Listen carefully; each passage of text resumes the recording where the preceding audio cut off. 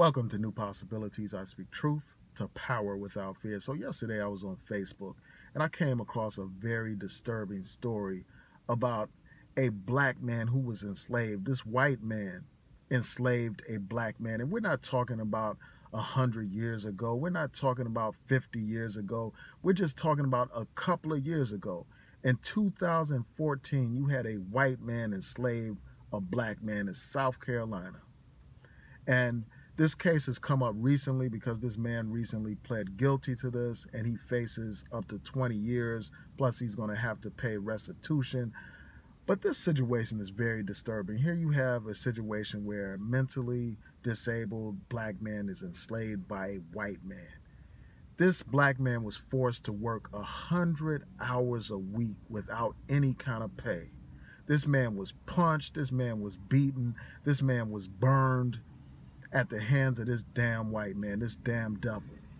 So, finally, this case has been brought to court and this guy has pled guilty.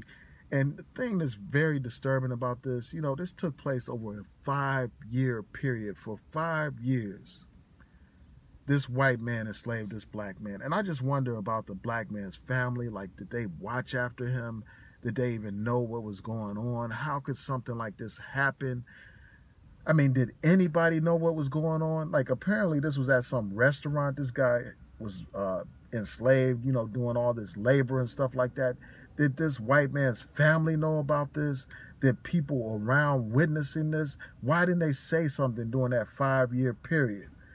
And frankly, I'm not surprised that something like this would happen in South Carolina. South Carolina is one of the most racist states that I have ever been to, man.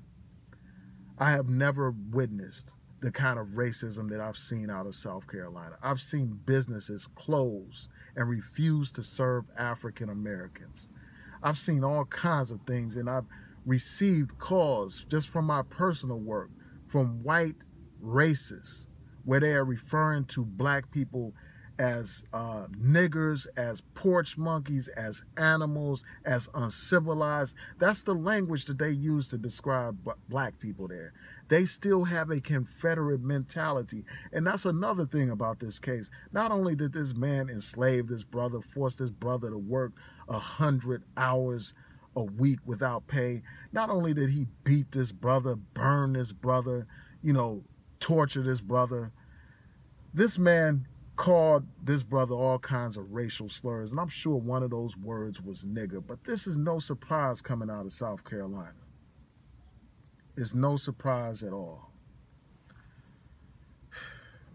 And, I just wonder, more, I want to know, like, more facts about this. Like, how did this situation happen, like, in the modern age? Like, how is something like this able to go on for 5 years? So anyway, I just wanted to share this disturbing story with you. I will post a link to the story in the description box so that you can read this for yourself. This is absolutely outrageous. And I hope that this man is sentenced to the maximum penalty possible. And I hope that they are able to seize whatever kind of financial resources that he has and turn them over to this man who was enslaved.